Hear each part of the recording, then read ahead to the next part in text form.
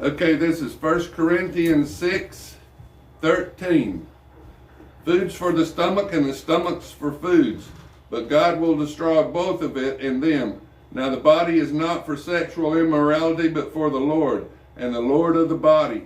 And God both raised up the Lord and will raise us up by his power. Do you not know that your bodies are members of Christ? Shall I then take the members of Christ and make them members of a harlot? Certainly not. Or do you not know that he who is joined to a harlot is one body with her? For the two, he says, shall become one flesh.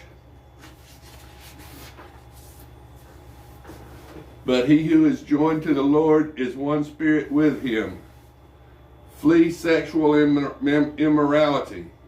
Every sin that a man does is outside the body, but he who commits sexual immorality sins against his own body.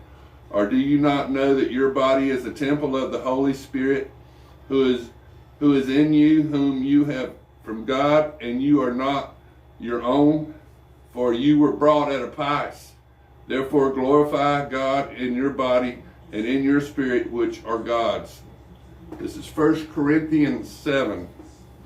Now concerning the things of which you wrote to me, it is good for a man not to touch a woman.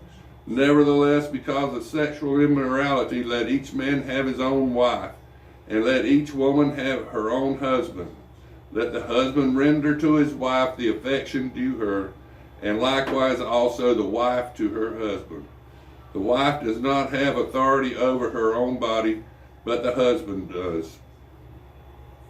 And likewise, the husband does not have authority over his own body, but the wife does.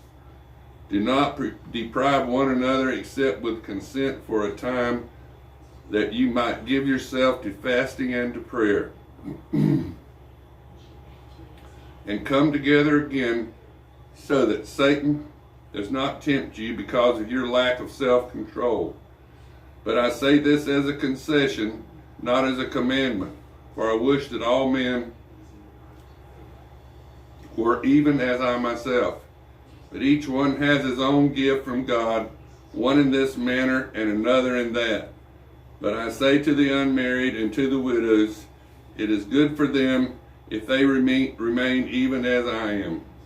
But if they cannot exercise self-control, let them marry, for it is better to marry than to burn with passion. Now to the married I command, yet not I but the Lord. A wife is not to depart from her husband.